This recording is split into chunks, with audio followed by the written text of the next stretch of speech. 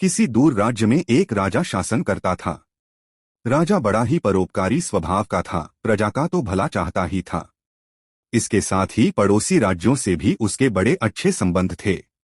राजा किसी भी इंसान को दुखी देखता तो उसका हृदय द्रवित हो जाता और वो अपनी पूरी श्रद्धा से जनता का भला करने की सोचता।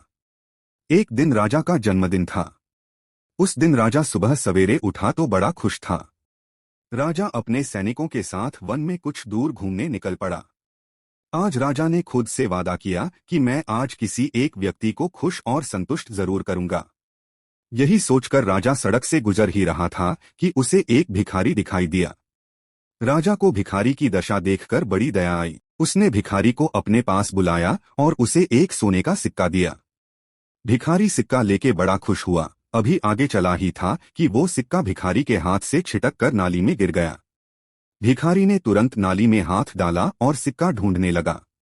राजा को बड़ी दया आई कि ये बेचारा कितना गरीब है। राजा ने भिखारी को बुलाकर एक सोने का सिक्का और दे दिया। अब तो भिखारी की खुशी का ठिकाना नहीं था।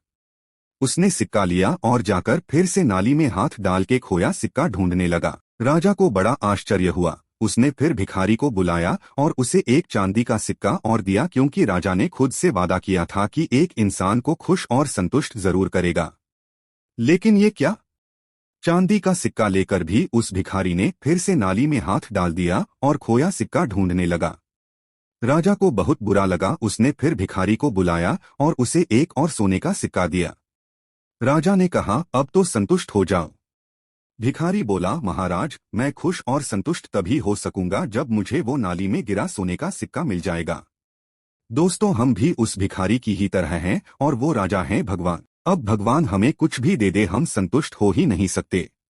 ये मेरी या आपकी बात नहीं है, बल्कि पूरी मानव जाति कभी संतुष्ट नहीं होती। पैसा चाहिए, पैसा मिले तो अब कार चाहिए, कार मिले तो और बड़ी चाहिए, और यही क्रम चलता जाता है। भगवान ने हमें ये अनमोल शरीर दिया है, लेकिन हम जिंदगी भर नाली वाला सोने का सिक्का ही ढूंढते रहते हैं।